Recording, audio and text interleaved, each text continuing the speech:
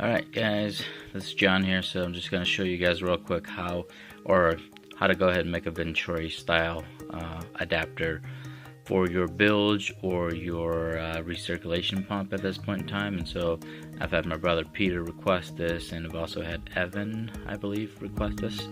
Alright, so I'm just going to go over some supplies. So I was over at Home Depot earlier.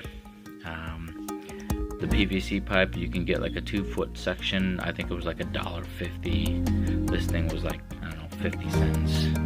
I think this is $1. You can get like 10 feet of this tubing. It's like probably less than $3.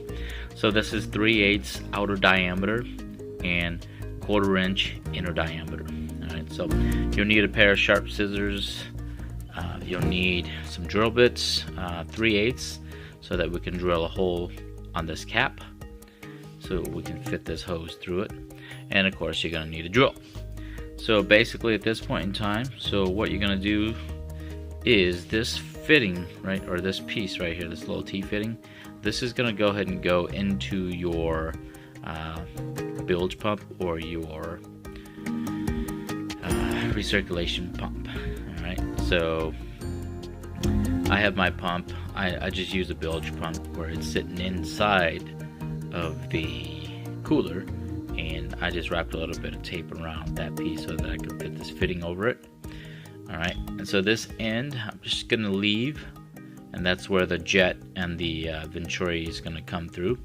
This piece up here, I'm gonna cut this to the height of my cooler. So I believe mine measured at about 12 inches. So I'm going to cut it right about there. Alright, and make sure you have enough tubing to give yourself some access.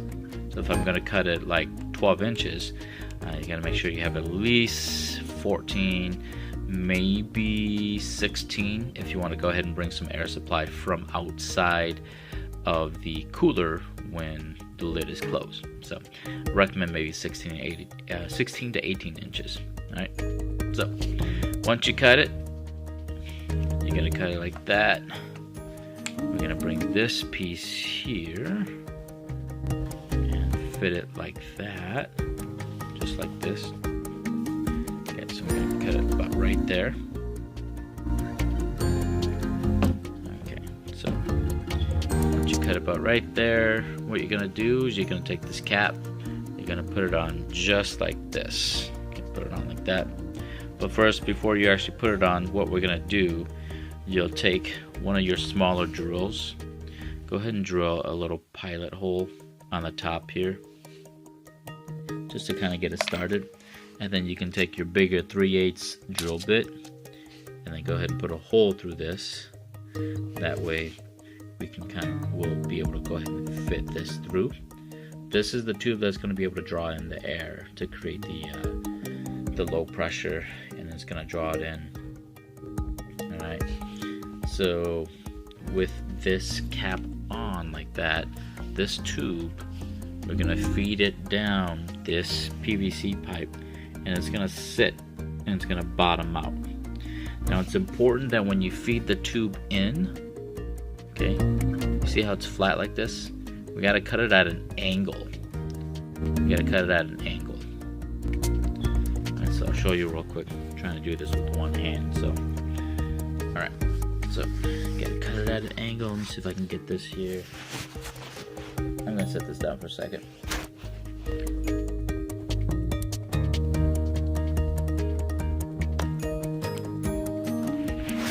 Alright.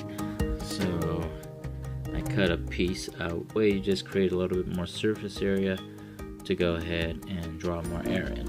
And so, this piece here, so this piece here, sorry guys, not sure what happened there, but my phone's just being stupid. So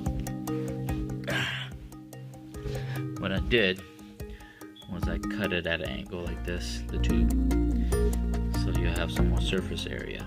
Okay, so when you shove the tube down, it's going to sit like this. Now the flow is going this way, okay?